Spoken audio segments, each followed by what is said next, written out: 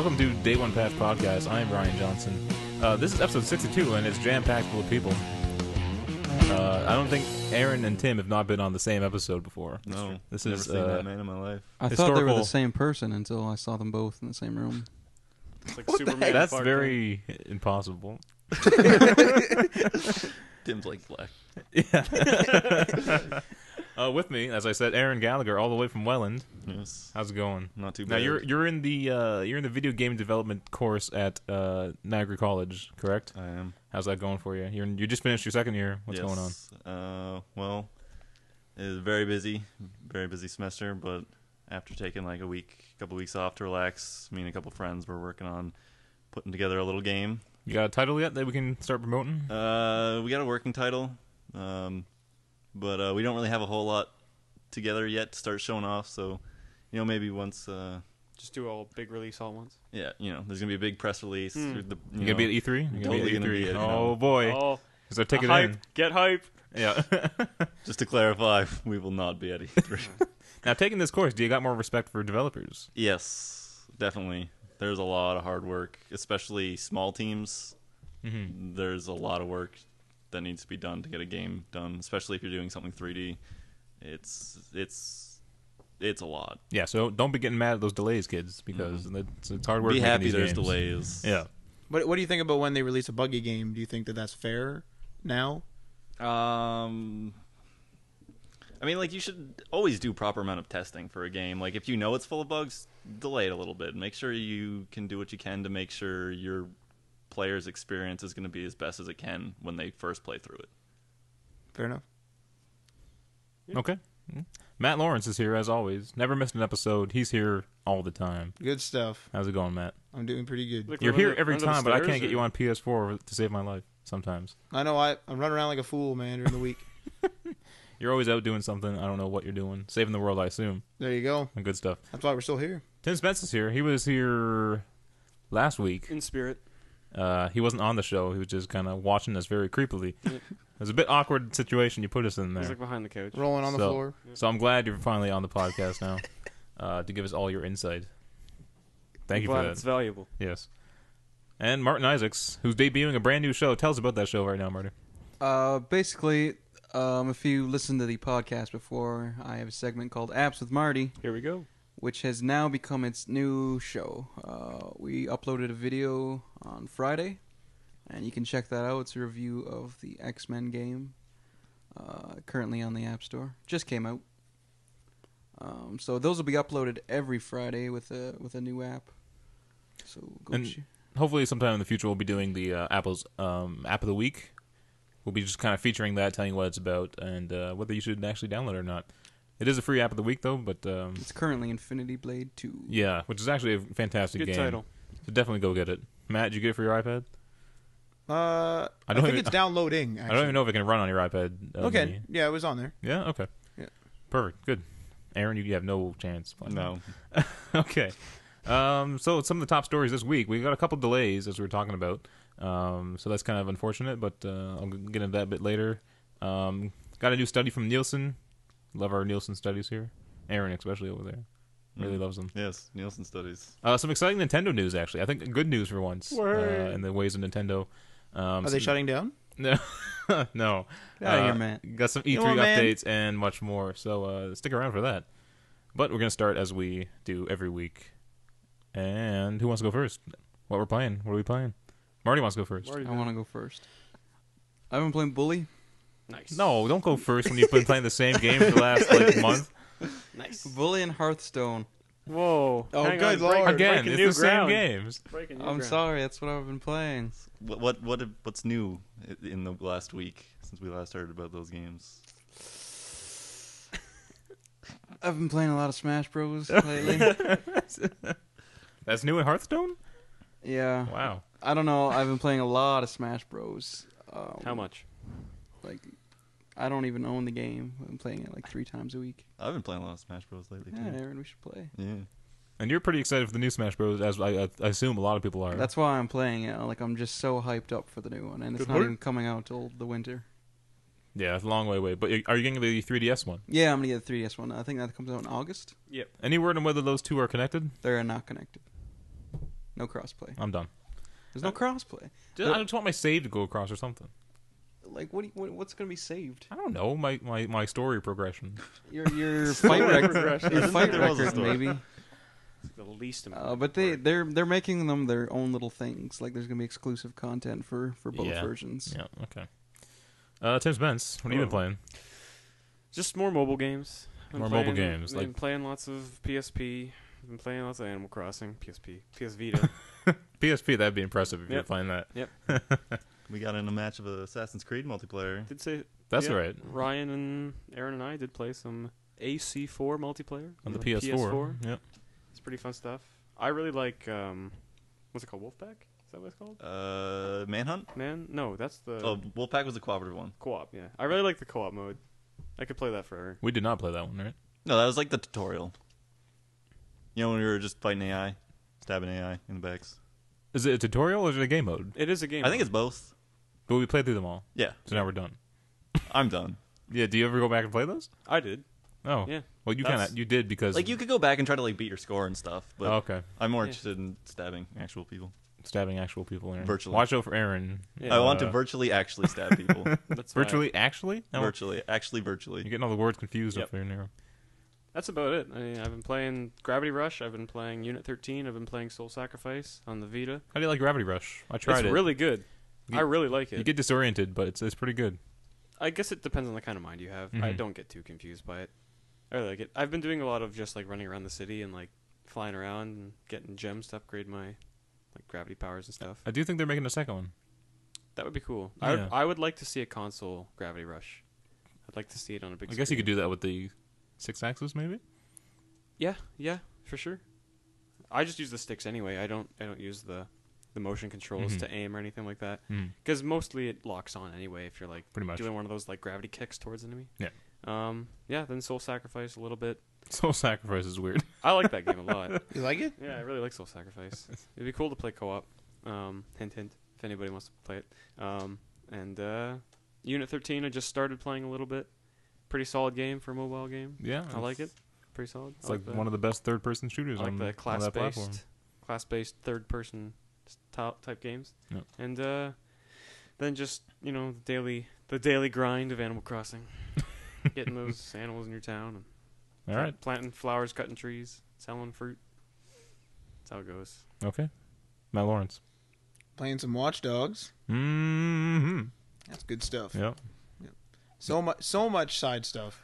I think I'm like 4 missions in, and I have like enough gameplay to build like 50% of my a GTA 5 save, pretty much. I go on and like I don't even care about the mission. I just want to like run around, look for crimes and stuff. Yep. Yeah. For some fun. reason, it's actually fun to do in Watch Dogs. It's one of the first third-person games, kind of like a GTA environment, if you will, where I actually just want to walk down the road. Like, Dare I say it? I enjoy it more than GTA. well, you've got some technical problems. Beside the technical problems, I did not like GTA that much. Now, to be fair, Watch Dogs has some. It's a little awkward. I think it's just because it's a new, kind of like a genre in itself, a little bit. Like it's a bit different. And I mentioned this like off the podcast, just saying that like this is kind of their first game like this. They have open world games, obviously, like Assassin's Creed and stuff, but nothing that's really this like standard as a open world sandbox type game. Yeah. I think they did No a modern pretty good. city car sandbox. Kind Yeah. of thing. Yeah. They're going that GTA style at least. Yeah, I think they did a pretty good job. The network is having problems like normal. not too bad though. Not like It's not deadly completely bad. broken. Yeah. Launch, it was pretty bad. Mm-hmm. But it lags and stuff. But I mean, at this point, I don't really like that. But We did at this end up point, you getting expect into it. the free roam together with 3 The players. free roam works. Yeah, you might have to try a couple times to get in, but the free roam works okay. Yep. But yeah, other than that, like very minimal glitches. So that's I'm pretty sure that's a reason. Like that's big on the part that they light the game, right? So. Mhm. And some of the one of my complaints is the car chases are a bit weird, just a bit awkward. They're a little weird. The driving is a little weird. You Mhm. always seem to be burning. Like, if I'm at a dead stop and I try to like take off in any car, I feel like I'm burning out for no reason. Well, GTA 5 does that too. That's true. If you hold the trigger all the way down, then you burn out. But if you half pull it, then you. Yeah. I do half pull it, and my car will like rev up like GTA like slowly, but it makes the noise like as if I'm burning out.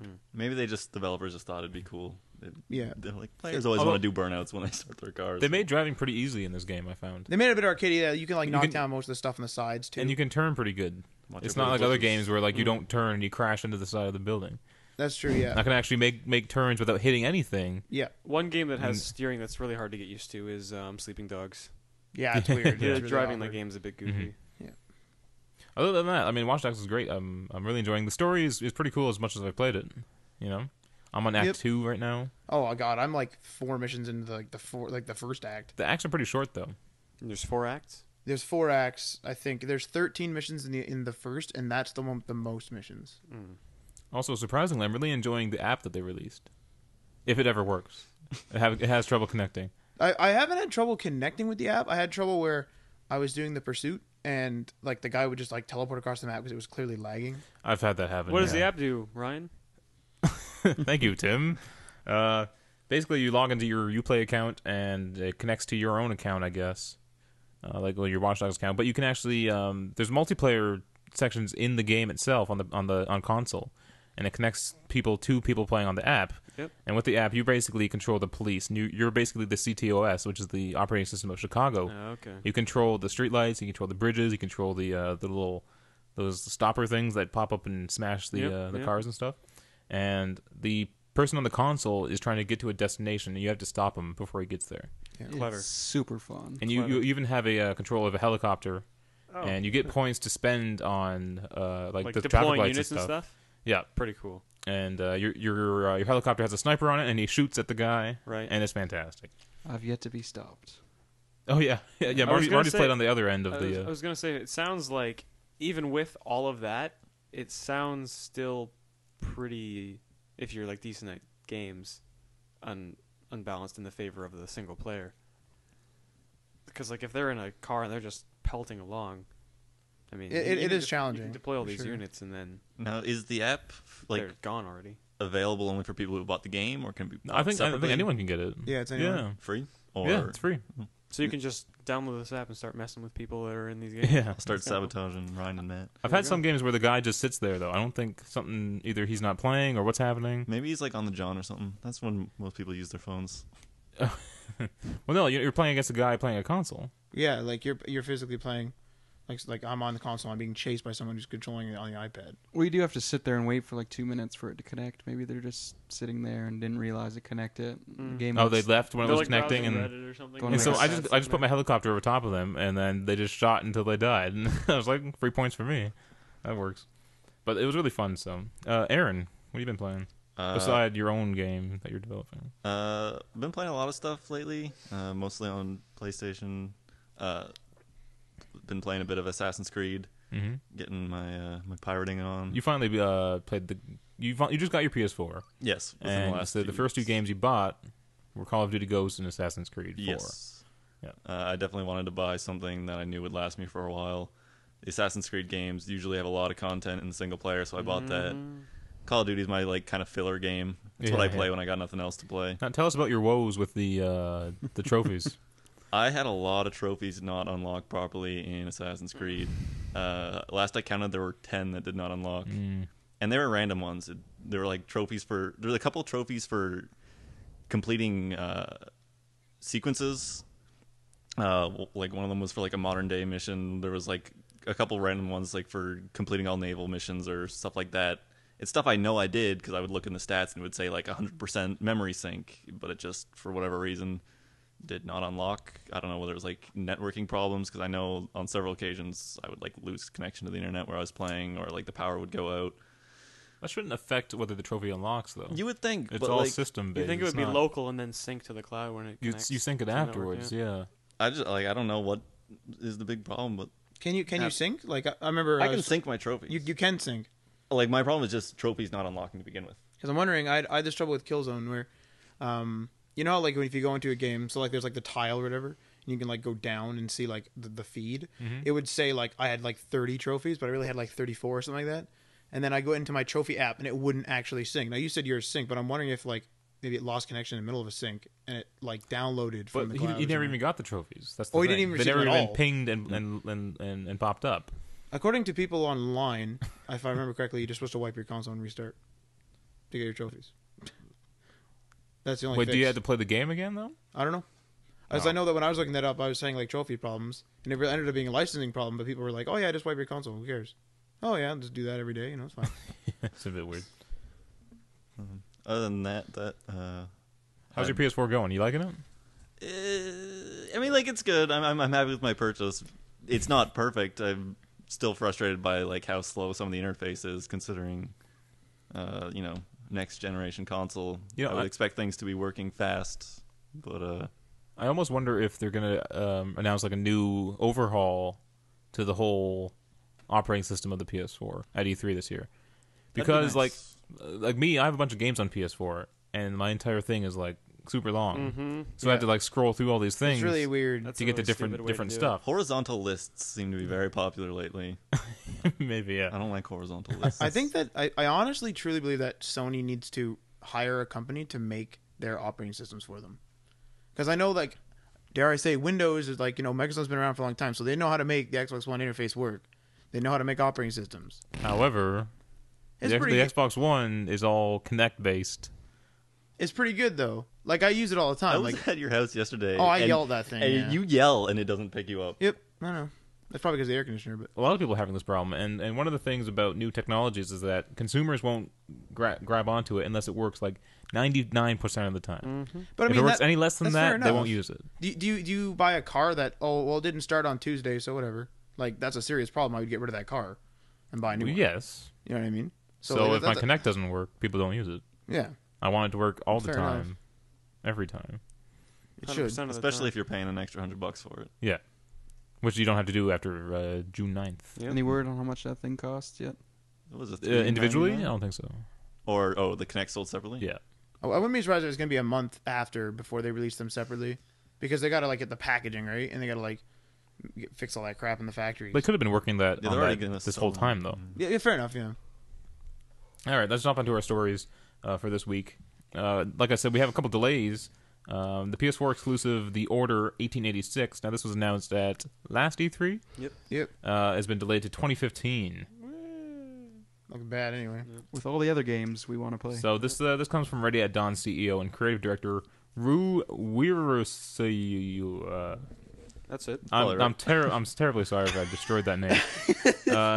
He told GameSpot rather, as we keep on pushing on this game, we really want to deliver on the experience that we promised, and because of that, the game is slated for release in early 2015.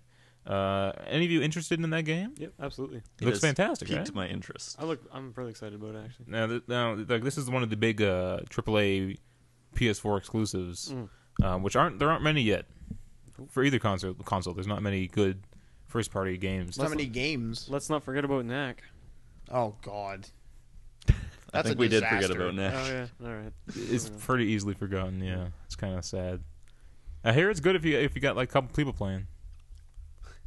Okay. I'm not playing that. I mean, I'll believe you, but That's all I have to say. So yeah, Marty, you said you weren't too excited for this game though. I was a bit more excited when I thought it was going to be like a 4-player co-op game, maybe a little bit Left 4 Dead style. Yeah. I agree with that. Single-player campaign's a little disappointing, and I'm not a huge fan of cover-based shooters. Mm-hmm. I do like Gears 2. wait, Gears 2? Yeah, I like 2. Oh god. Just two? Oh god. I like Judgment. Yeah, do you? No, I'm joking. I'll delete that. Okay.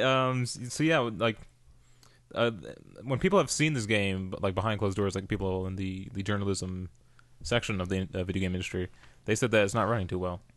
So they clearly need this delay. I'm alright with that. But we did see a bit of the gameplay, and it looks fantastic. Yeah, Like visually, it looks pretty good. it's ambitious. Our next delay here is the Steam Machine, and it's rumored that the controller is causing the delay of the Steam Machines. Now, Tim, you like your PC over there? I do. Any interest in Steam Machines? No, not If you really. didn't have your PC, would you have interest in a Steam Machine? Possibly. I don't know. I guess I would look. I mean, Because here at No, Day One Past I Podcast, guess we've been not. searching for the customer for these Steam Machines. yeah. Yeah, that always is a number. That was like number one thing we always talk about when we talk about Steam. Yeah. I guess I wouldn't, just because if I wanted something modular, something upgradable, then I would just go with a desktop computer. And if I wanted something for my living room on my big TV, then I would just go with a console, because it just works. I don't have to worry about any PC related issues, right? Mm-hmm. I mean, I would just go with one or the other. Now, you guys have all seen the Steam controller. Yeah. Mm-hmm. It looks pretty wacky, eh? I think it's fine. I think it's gonna be interesting. I want to try it. I really want to try it, yeah, because the touch, like the Trackpads? yeah, the trackpad looks really weird. I'm not sure how accurate they would be. Didn't they like revise the controller? Yes. They have, yeah. Okay, I can't remember what the newest Get version rid of of the that button looked like. placement, right? They're changing around. Mm-hmm. So I think it's very strange. I originally thought that those little circles like moved, and you could move those little circles. I know what you mean. Yeah, but that's not the case. It's You all... thought it would have been like a 3DS style? Yeah, that's Yeah. right. Yeah, like a slider. Yeah. Remember the Wii U gamepad was supposed to have a slider. Yeah, it was. Oh. That would have been bad. Oh. That would have been bad. I bet you it's Steam OS that's delaying all this. Hmm. I bet you it's Steam OS that's delaying it. The OS itself, Steam OS, like because they got to build a whole operating system, right? yeah, like around Linux. Although I Like, I guess around tried it, like maybe They ought to call 3 Microsoft. months ago, and I couldn't even mount a hard drive to grab some. Like this guy just wanted to like stream some movies. I couldn't even do it because it just didn't support it. Hmm. No, Oh. that's not good. It'll be interesting to see what happens when these Steam machines come out. Because, like I said, we can't find people who need them. There's no market for this, I don't think. Valve must see a market, though. I think there is a very vast market because they've got so many different developers and like providers making all this wide variety of Steam boxes. I think the problem that's the problem though. If these machines are for people who aren't as savvy as the PC guys, and then you provide the layman with 14 different versions, They're not gonna know what the hell's going on. how are they going to know which one to choose? Yeah, That's a good point. I think that they should introduce. I think I mentioned this before. The grading system, Mm-hmm. where it's like runs on like this game runs on Steam machine grade 13 and up. Yeah. That might be smart, yeah. But okay. Let's move on to our next story here. A new study from Nielsen found that U.S. gamers spend more time gaming in 2013 than they did in 2012. Okay. So people are gaming more. Right. On average, how many hours per week do you say you guys game? Aaron? Oh god, now that I'm out of school, jeez, more than I can count. Too many.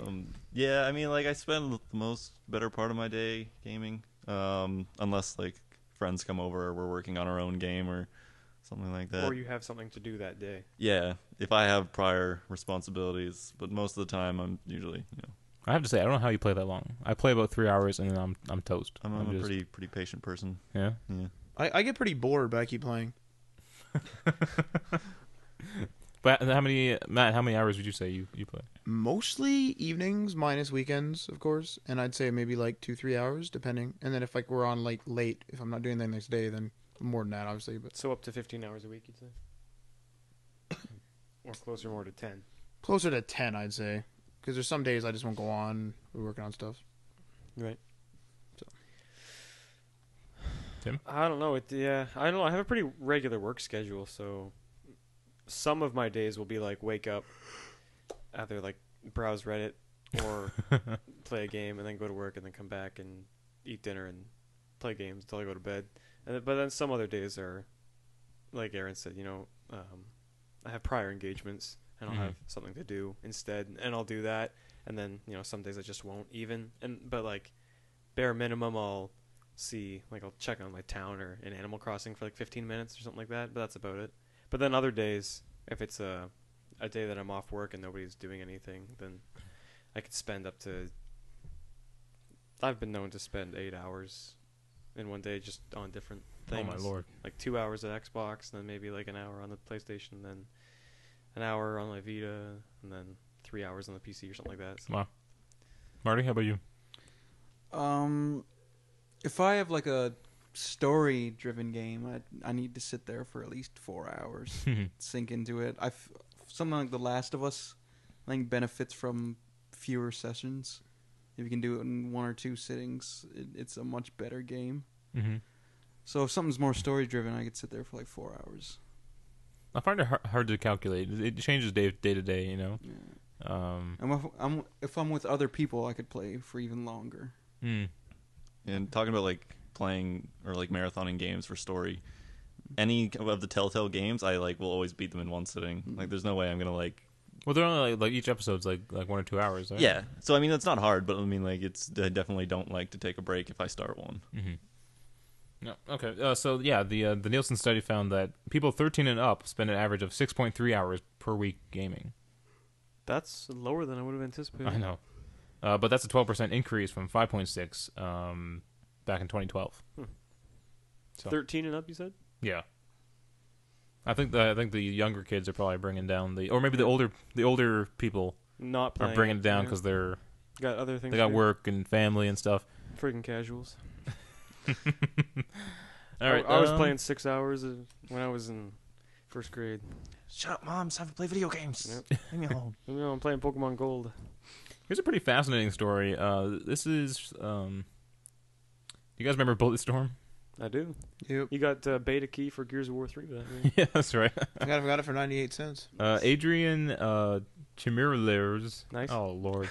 The former creative director of Bulletstorm developer People Can Fly. Mm-hmm. He said That that studio? $60 for a game in 2014 is insane. I agree. If things are going all digital, then definitely I agree that we should not be paying still $60 for a game. So here's a little quote from him. Bulletstorm was a $60 game for $60, he added. And these days, $60 for a game sounds basically crazy when there are literally hundreds of high-quality games out there for a much smaller price, even on console. In 2014, a $60 game, or $60 for a game is a little insane. There is a necessity to add filler in AAA games, whether it would be collectibles or one more wave of enemies. It's unfortunate, and it's also proof that the world is insane. He also talked about people keep crying for longer and longer games. Mm-hmm. Oh, your game's only 5 hours. I want it to be 200 billion hours. Yep. But he said that clashes with the statistic that 70 or 80% of people never finish the game. Mm-hmm. Well, I think that statistic kind of comes into play of if somebody offers me I don't know, if I only need 10, say I'm part of a luggage company and someone offers me 10 suitcases for $10, or they offer me 30 suitcases, I'm only actually going to ever use 10. I'll take the 30 for $10. Mm-hmm. That's just kind of like greed. So kind of like with a game, right? You just feel like you're getting more. Suitcases. You'll never use it. I don't know. I thought of something. I thought of something tangible. I don't know. People just want justification for their purchases. But let's go back to the $60. It's $69 here in Canada, so we're even more screwed over. But think about it though. Okay, so let's say Poor Australia too, by the way. Well, think you're a It's like developer. 90 there. Yeah. How much does a developer get paid? $20 is probably a low wage for a developer, an hour. I mean, so if you're working for years on something like Watch Dogs, and then if the game only makes good sales but not really great, and it was $20, well, you got a serious problem. So now the studio's gonna have to shorten the game. Well, no, what I think they're saying is that the longer development times are due to the fact that they do a bunch of stuff, like add collectibles in the game. Games don't really need collectibles if it's a story-based game. But That's just something they throw in there to make you feel like your game's longer and worth more money. People have this weird feeling that length of a game is directly related to price of the game. I judge how much I would pay for a game out of how many hours I'm going to play it, sure, but how entertained and how much fun I'm having in the game. And those two are directly related because I'm going to play it more if it's fun. Mm-hmm. I've definitely gotten my money. I bought Gears of War 3 on release day, and I've definitely gotten my money's worth out of it. I bought Skyrim on release day, and I've definitely gotten my money's worth out of it. Mm-hmm. All the DLC and all that too. But then you've got games sitting on your shelf, say Bulletstorm, that you played through once. You paid $69.70 for that game, and it's still just sitting there. And you may have spent 5 or 6 hours trying to get through it. So that's not a matter of how long the game is. It's a matter of how much you're going to play it.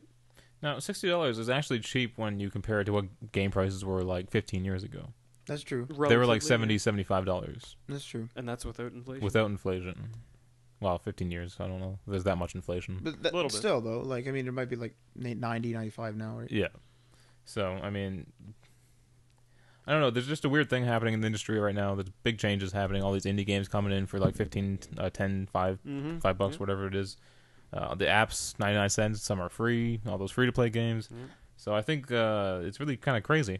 If you kind of take a look at the indie games, though, I think they're like, well, not all of them, but like I think a lot has to do with their sort of pricing scheme. Like how many games now are early access?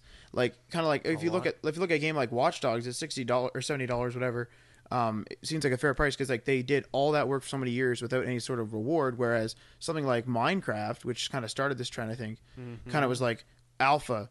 It was like $10, I think, and then it like slowly increased to like I think it's 25 now. I don't know how much it is now, but like it like they were kind of getting money, and then they got some money. They're like, oh, people like it, add more content, so then more people buy it, more and more and more. Right? Do you think that's a better development model? Because the risk with like something like Watch Dogs, where you're developing for like 3 or 4 years, is you don't know if it's going to make its money back. It's a big risk when you finally put it for sale. It's like a hybrid theory or a hybrid way to do it, right? It's like a combination between crowdfunding like Kickstarter and then putting all of this time and money and effort into developing a game and then releasing it and then having all this money come in, right? Just so as to try to buffer the cost of making it and then make a profit. It's sort of like a hybrid. If you have, as it's going along, people paying for it and funding it, you can then judge the success of the game off of how much is being funded, and you can add more and more, right? Yeah. So Ubisoft definitely has like a very like good business model. Like they know all the games they make, they're gonna sell, and they're gonna sell well. Yeah, are they selling any like stinkers? I don't think they sell any stinkers. Like the last stinker they had was like probably like a Tom Clancy game. Oh, like one of those like End War or like one of like yeah, that's right. one of those like. They're gonna bring it all back with the Division though. Oh boy. Yes. Woo. So but even though that's kind of following the trend they're going now, it's going that open world. Like everything they're making is like open world, like the Assassin's Creed, the Far Cry, for sure. The Watch Dogs now, and they're going to do Division. Also, they need to cool it with the unlock this tower, unlock piece of the map, Watch unlock Dogs this does tower. that, right? Watch Dogs does it. Far Cry does it. Assassin's Creed does it. Batman, Arkham Origins, Montreal. Something about Montreal. Oh, they did in Batman. They're doing it. Oh man, Montreal needs to stop this. Oh man. Okay. Maybe that's how you get them around in Montreal. Yeah. That's how you get around. Unlock the towers and like outposts and stuff. Yves Guillemot sitting there at the top of his Ubisoft building, like I can see everything right here.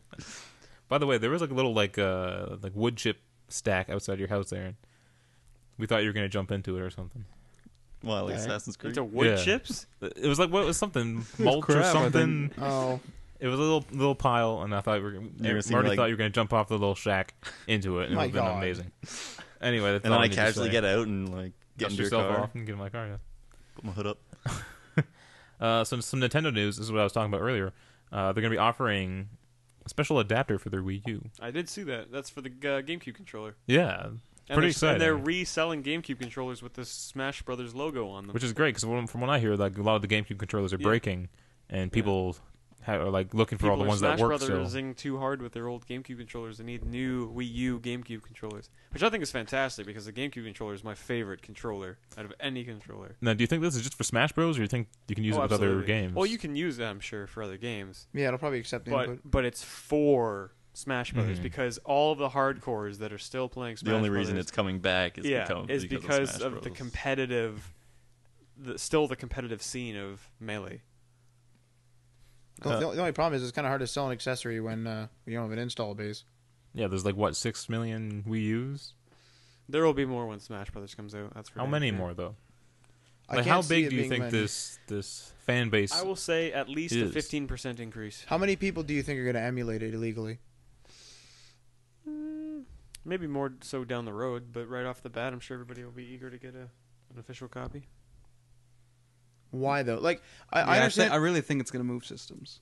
You think it's going to move? Yeah. I can see it moving systems, but I Coming out can't. at It will Christmas clearly time as move well. systems, but I don't think it will move enough to Yeah, I don't bring think it's going to make a difference. Nintendo out of anything. I think the Wii U is like kind Well, of. they're just kind dead. of in. They're just kind Because of. give me a ballpark number of how many hardcore Smash Bros fans there are that will purchase a Wii U and Smash Bros and the adapter. 200,000.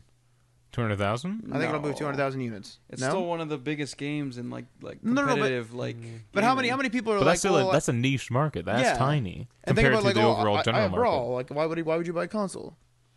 Like, I have Brawl, I have Melee. I can illegally emulate this. Like, I'm not trying to like you can promote. illegally emulate anything. No, so- I'm not trying to promote illegal emulation, but like I'm saying, like a lot of people are just arrogant in that fact, and they're like, well, why would I pay $300 for this console where it had something else? Whereas maybe the Wii or the Nintendo GameCube had something else you could buy, right? Like maybe you didn't have a GameCube before, but you're like, oh man, I could buy, this with Smash Bros. And now that there's a bunch of games out because it came out late in its life or whatever, you can buy a bunch of other games.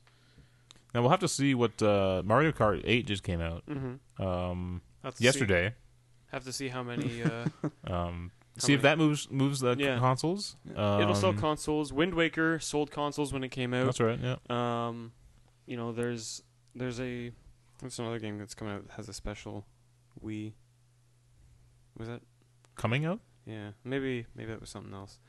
But Donkey Kong Tropical Freeze. Yeah, that's been out for a while now. I don't think that sold terribly. Didn't that sold terribly. Didn't have a special Wii U. But and then like Smash Bros is going to come out, and then it'll be the same thing. Mario They'll Kart. definitely have a bundle for Smash Bros. What will keep them afloat though? Say it does lift their sales a bit for like a couple months, even maybe just a month. What keeps them afloat after that? We'll find out in like 2 weeks. Sales That's right. Sales afterwards. Yeah. It's not like everybody is going to buy it right off the bat. Like I'll probably get Watch Dogs eventually. I haven't bought it yet. Like it's that kind of thing, right? Like people look at it like. But most sales drop off after like the first 2 weeks. Yeah, absolutely. I'm not saying that it's not going to, but it's going to keep going. Like people are still buying Minecraft. Yeah, that's true. The hype of Minecraft is still going. Pretty much, Let's get that on the Wii U. It's peaked, but it's going down. Your inventory on the gamepad? Lord. It's just constant, right? Like it's just a constant low rate. Yeah. People are still buying copies of Xbox 360 games. People are still buying stuff like that, right? So, yeah, you're going to have this huge spike when it comes out with Mario Kart 8. There's going to be a huge spike in sales, and then it's going to, it's going to go down, but people will still be buying copies. There's still going to be a steady sale of GameCube controllers. Yeah, exactly. Yeah, that's 13-year-old controller now. Absolutely. And then the same with Smash Brothers. Like, Matt said 200,000 people would buy it right off the bat. Those are the hardcores. And now you've got this whole market of the people who are not competitive players, but like Smash Brothers. So there's another hundreds of thousands of people. People like Smash Brothers. It's not just the competitive. I really think Nintendo's the one to keep an eye on E3 because I think have to do something. It will determine if they have the smarts to do something. Yeah. I personally don't think I'm scared for them.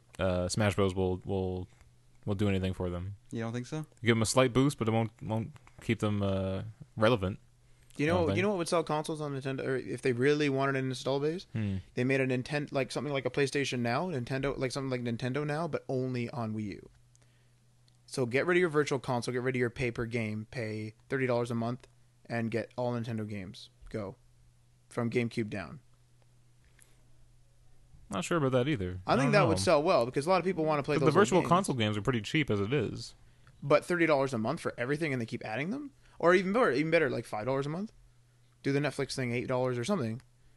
That's pretty good. You mean you have like unlimited access to all this emulation? And then like legally, of course. And then maybe like launch day Wii U games come out, and then as long as the Wii U game is like a certain age, it comes out too. So now you have a steady stream of games that that'd are coming be ambitious. I think that'd be crazy. But that would sell. You mean a like lot. Mario Kart 8 comes out, and then like 4 years later or at something. the same time they release Double Dash on the correct. Oh, yeah, I want a Double Dash. that's what I'm saying. Double Dash would be awesome on the Wii. Because they would have so many I think subscriptions. they could do it on 3DS. Yeah, absolutely. All right, so E3 is coming up pretty quick. As we know, Jack Tretton will not be hosting the Sony conference, right? As he left the company. He did. And he just where did he file for? AI, I believe. So, I didn't an look AI up. company or a place called a company AI? called AI, I believe. Okay. I just saw a tweet. So anyway, if you're gonna be watching E3 on Spike TV for all access game trailers, all access E3 show hosted by Jeff Keighley. You're also going to see Jack Tretton there, I guess. They always have like a panel of like people talking and stuff. It's always awkward as shit. Something really bothers me about their show. They always feel so disconnected from E3.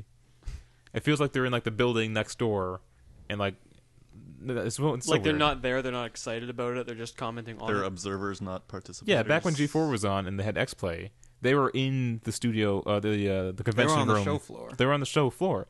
So it's like, oh yeah, they're at E3, and there's a bunch of people crowding around watching the show. It was fantastic. And then Jeff Keighley's show, they're like out like on the parking lot. I don't know what they're doing.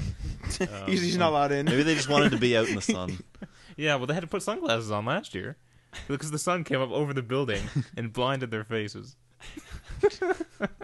They probably won't be doing that again this year then. Yeah, they're gonna have. It was a beautiful location, but just the sun was killing them. Yeah. Anyway, giant umbrellas. apparently Jeff Keighley tweeted, "Thrilled that my friend Jack Tretton will be joining the Spike All Access team as guest correspondent for all of E3." And Jack Tretton told Kotaku, he replied to this, "Since I dropped the mic last year on Spike, I thought it was only appropriate to pick it back up for E3 this year." Damn it. So we can try to do it again. So he can do it better this time. Yeah, Just throw it in the air. He didn't do it well enough. He didn't drop it. He tossed Yeah, it. he tossed it in the air. Yeah. Oh man, I've been to every E3, but this year I'm excited to see how the show through a different lens with this team at Spike. I'll be watching the news and announcements unfold alongside the fans and the rest of the industry, and I can't wait to see the new games that everyone is bringing to the table. There you go. Now, someone earlier said that he was going to be biased, which would be hilarious. Yeah. Yeah, I think that was me. I think Sony won E3 this year. I Yeah. think they were doing really good. Yeah. I really think that I left them in capable hands. Looks like they got lots of promise and we'll be good. Microsoft should bring back Don Matrick. That's what we want to see. So just buy a Bring Don 360. back. It's an offline console. Yeah. Oh, man. IGN was going through all like the bad things that Microsoft did at that conference.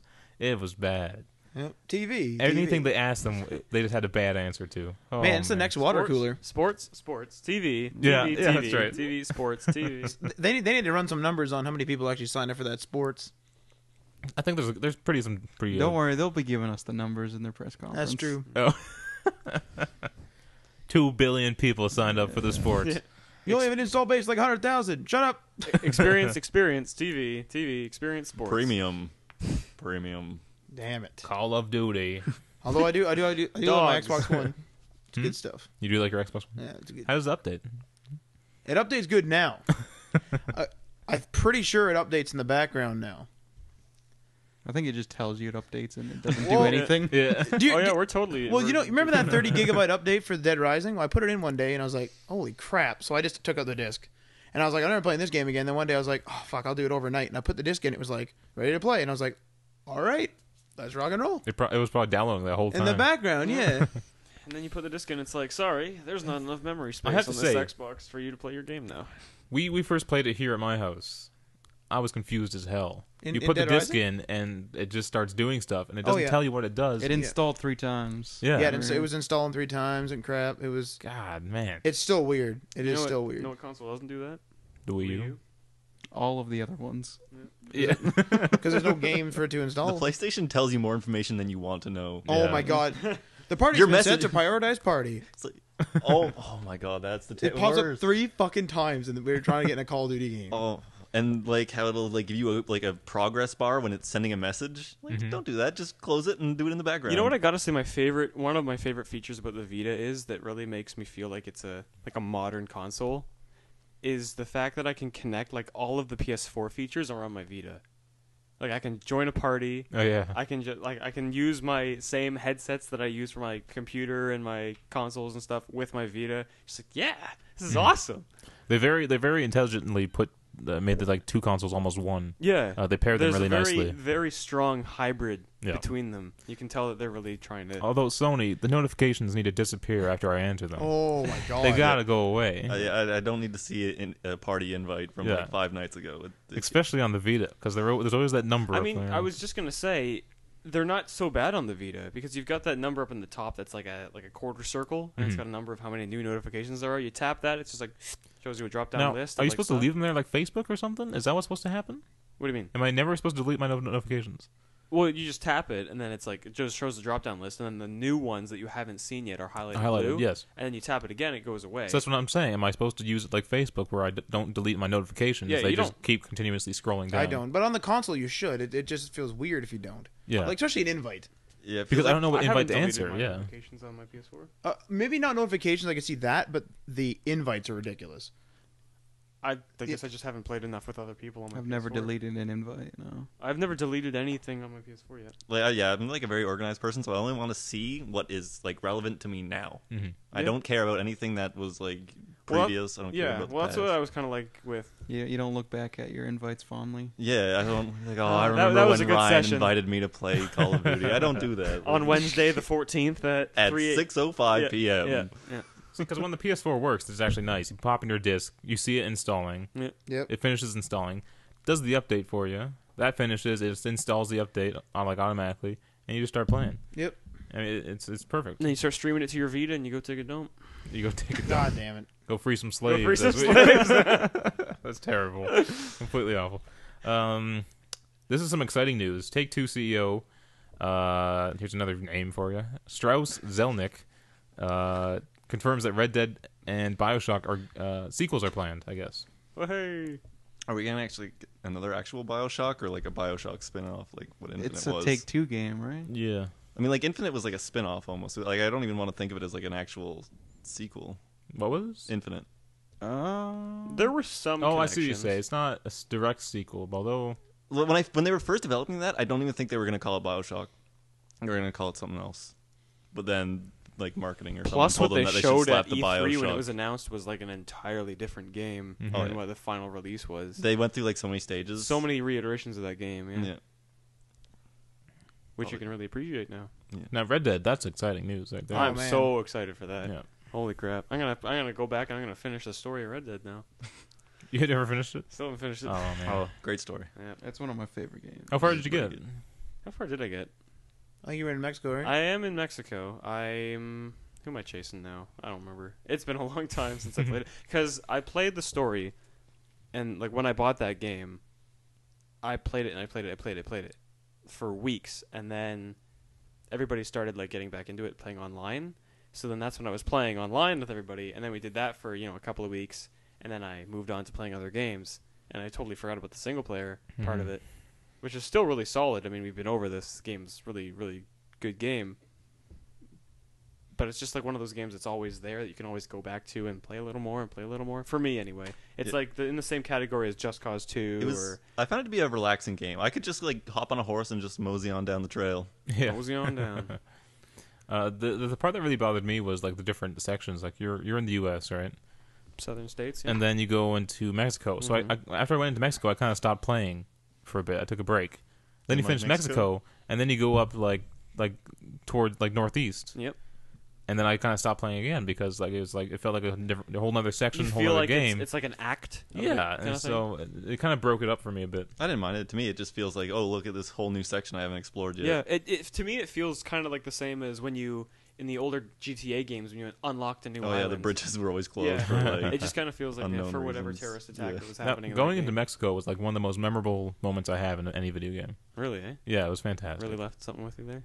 Yeah, because they start playing the music, right? And you're on the horse. Mhm. The sun was just setting when I was playing. I think, Marty, you were... Mine was in the damn nighttime. so it pitch ruined, black. it ruined see the anything. whole... I think Yeah. mine was too. Yeah, I just walk in. I'm like, oh, is this Mexico now? All right. And there's like that really somber like trumpet and music in the background. There's a guy singing. Oh, Stand in front of a runaway train. And then Yeah, it's being the guy down on acoustic. again. There you go. And it's so far away. And it's so far... I'm trying to kill time. My favorite was the Herbert Moon. Oh, in yeah. town. I'm Herbert Moon! I do like the crazy old medicines guy who's got that caravan. snake oil salesman. Yeah, yeah. Oh, what's his name? I gotta help you with your damn sales again. Yeah. It's like I can't remember his name I now. don't like how I want to say like it was like Watson Watson or Wilson or something like that, but I know not like those aren't it. I'm sure. Do you think they could make a worthy sequel? Nope. Or... Yes. worthy to be called Red Dead. Yes. But I mean, was the first Red Dead like worthy to be called Red Dead? Revolver? Yes. I don't know. Like Revolver and Redemption are like two like entirely Vastly different different games. For some reason, So what you're saying is you want to see Red Dead Redemption 2 or Red Dead 3? I want to see Gun too. oh yeah, that sounds good. I remember Gun. How That- old is that now? That was like launch of 360. 360, yeah. Oh, man. Oh shit. That's good. That's almost 10 years old That's now. that's I had 200 hours in that game. I remember when I first got my last gen console. Yeah. It was launch day. I didn't it was get sunny. Mine. I didn't get mine last day. I got Halo with mine though. Halo 3. You got a bad game with your console there, sir. No, I didn't. Halo 3's awesome. It's Halo's not- a classic. It's really bad. It's really good. I got a lot of hours in Halo 3. So do I. I tried playing it because it came free with the games with gold. Yep. Couldn't do it. I don't like Halo 3. Felt weird Why as does nobody heck. like Halo 3? Because it's not That's good. so weird. Halo. Like everybody I've ever talked to before now who's played Halo 3 loves Halo 3. I don't mind the multiplayer. And then they started releasing the DLC. and then I started not being able to play any game modes. Yeah, that was one of those games that like I didn't. That was before I had started understanding what DLC was, and Right. really realizing that that was the way that games are going to be now. is Yeah. that if you want to play and get all the good content, you have to buy more after the game, which Yeah. was such a foreign concept to me because at that point I normally got games as gifts. I would only ever buy a game for myself like maybe 2 or 3 times a year. Mm-hmm. So paying more for a game after I had it was really like weird. I think the first game I ever bought DLC for was Oblivion, and those were That was a good those deal. were very minor Those things. are good Other than DLCs. like the little horse armor. Yeah, and those stuff. are very minor things. Like, Shivering I'm talking, Isles, great, fantastic. Yeah, I'm not talking about Knights of the Nine or Shivering Isles. I'm talking about like the Orrery, like skill books, things that were like $3, and even then I was like, do I want to do like it doesn't seem worth it to me. Mm-hmm. But yeah, and then when I started playing Halo 3, I was like, there are whole like chunks of this game online that I am not playing because I haven't paid enough for the game yet. Yep. What? Yeah. So then, I mean, eventually I would get, back in the days of Microsoft points, get those cards Yeah. as a Microsoft gift or points. something like Yeah. that, and then I would be like, okay, now I can play Halo 3, and then start playing on some DLC maps. I'm like, wow, this is like all fresh and new of a game that this content has been out for a year, but I mean, Yeah. but I'm only just experiencing it now. So Yeah. It almost kind of weirds me out when I see like games like competitive multiplayer, like where you can see people's ranks. I'm always confused when I see people who have just bought the game already playing on new map packs. Like I'm surprised people are that devoted to a game that they'll pick up a game, like a game, a pack and right off the bat. Yeah, before they've Yeah. even experienced the Yep. multiplayer or before they know whether they like it or not. Yeah. There are very few games where I've ever done that. And by that I mean like buying the season pass. Mhm. Like in anticipation of the DLC that may or may not have been announced yet. The same could be said about collector's editions. Like, what if people got the giant ass Titanfall statue and just hated the game? Yeah. Yep. Well, that like that's mostly for, like, MMO, new the MMO IPs, that came right? out a couple of years. Was it a couple of years ago now? Defiance. Oh yeah. A friend of mine bought Reed. the collector's edition of that. He played the game on launch day. It was absolute garbage. It's totally unplayable. Is that the one with the show? The TV Yep, show? yep. Did they watch the show? He planned on it. Yeah, he planned on. I watched like the first 6 episodes. It wasn't bad, but But yeah, It's pretty I bad. mean, I actually picked that game up on Steam for like $4. Oh I think. God. Played it for about 10 hours, and You sunk 10 hours into it. yeah, I was actually like, there was a week where I was just like, I'm kind of feeling like playing some MMO type game. Play this. It's like a third person shooter. the style. new season looks great. And I mean, it was a lot better than it was when I saw my friend Reed playing it on launch day. Holy crap! He that was actually bad. bitching about that a couple weeks ago. I was He- talking to him. Well, we never let him live it down that he spent $150 Oh, on that fuck. collector's edition, and it was he didn't play it for more than 10 hours, I think. Maybe one day that collector's edition will be really rare because no one else bought it. Yeah. Maybe. Oh yeah. my He's God. got like a little statue of a creature that's in the game, and he was like looking on eBay. Those things were selling for like $10. He's like, I wanted it to be like 70 so I could get my money back. But yeah, no. Okay, PlayStation is coming to China. We reported man. on Xbox One coming to China, and that could have given them a lead, but it seems like PlayStation's PlayStation's right there already to catch got up. their fingers in the pie. Yeah. So that's good for China, I guess. Watch Dogs becomes the fastest selling game for Ubisoft. Oh yeah. They actually set a projection. They want 6 million units sold because that is the same mark that 2007's original Assassin's Creed got. Really? 6 million units. yeah. In what time span? Lifetime. Lifetime. Oh, so Assassin's Creed 1 has sold 6 million. 6 million since it launched in That's- 2007. That's a lot more than I would have thought, considering The first one wasn't the good. gameplay. Yeah. There's probably a lot of people who've just been like, man, this series has been out for a while and it's getting a lot of strength. Maybe I should go Go back back and play and and get into play some this more. from the beginning. Well, I think if you remember like seeing the game for the first time, it looked fantastic. Yeah, It looked really absolutely. good. So that probably Every drove iteration a bunch of of that people to game go blew buy me it. away. And the trailers were always very Cinematic and stuff. Yeah. They'd help you get into it. So if this is their fastest launch yet, I think they're well on their way to 6 million units. Especially with it being a pretty decent game. Still no hand crossbow in AC1. Oh, that's right. It was in the I trailer, really right? wanted that. I was Yeah. like, that looks so cool. And then I beat the game. I was like, where's my hand crossbow? There's a bonus weapon. You know, when you don't it's have any kinda- missions. I Another guess fun fact, that was the first game I ever got 1,000 points in. I did not. AC1. I think the first one I got was Oh, it was bitch. Call of Oh. Duty 2. Was the first game I got was- full gamer score It in. was a hell of a game to get 1,000 points in. And I Well, did it in Assassin's Creed 2. Wanted to do it in the third one, which was Brotherhood. And then I was like, oh, multiplayer achievements, not happening.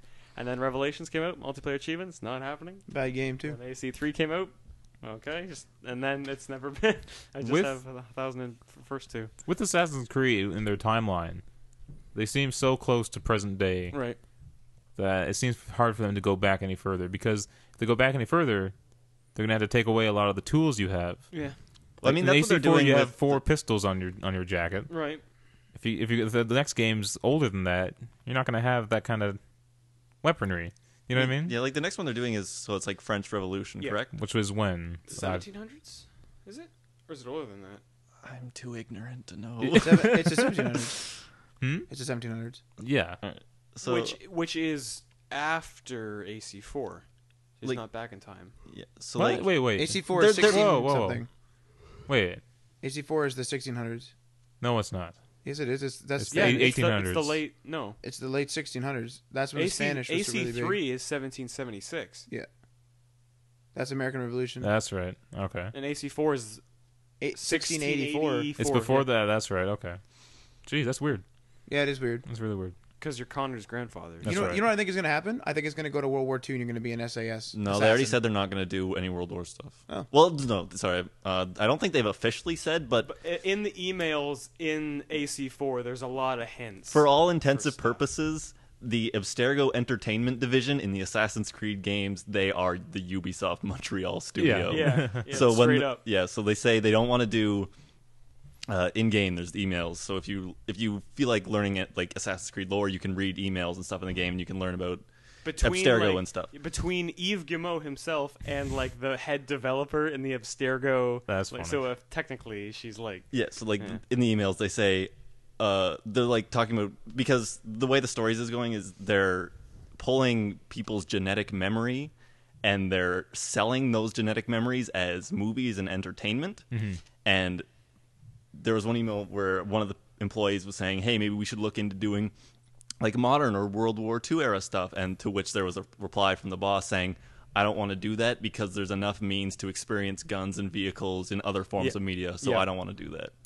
Yeah, Which That's I funny. like, because if one of the Absolutely. things about Assassin's Creed is they show you bits of history that most people know nothing about. Yeah, Like absolutely. they made a That's way true. to make like the the 16, 17, 1800s like interesting. No Yeah. other game is gonna like allow Yeah. you to fight, in the colonial area or It's True. anything and like they that. and they remind you of it every single time you boot up the game, where it says inspired by Yeah. historical facts, developed by a multicultural team of various Yeah. religious beliefs. So it's all these people who have such a wide diversity in history and religion and all this stuff, so that you really get to experience stuff in these time periods from Yeah, like they every definitely try to be perspective. like authentic. I Yeah. can tell, like the clothing and like the Mannerisms work of people or people. the language, Yeah. the writing. It like they definitely do seem to do a lot of research, which I respect. I think a World War II one would just feel wrong too. It wouldn't feel right. It's too close, I think, to modern times. That's fair. It's too like parallel reality Yeah. kind of thing. Like, just one thing that always reminds me of it, for whatever reason, I guess just because I recently watched a lot of the X-Men movies, was like seeing the way that they have their like parallel reality to actual reality, especially with Days of Future Past, where they have this whole like time travel thing.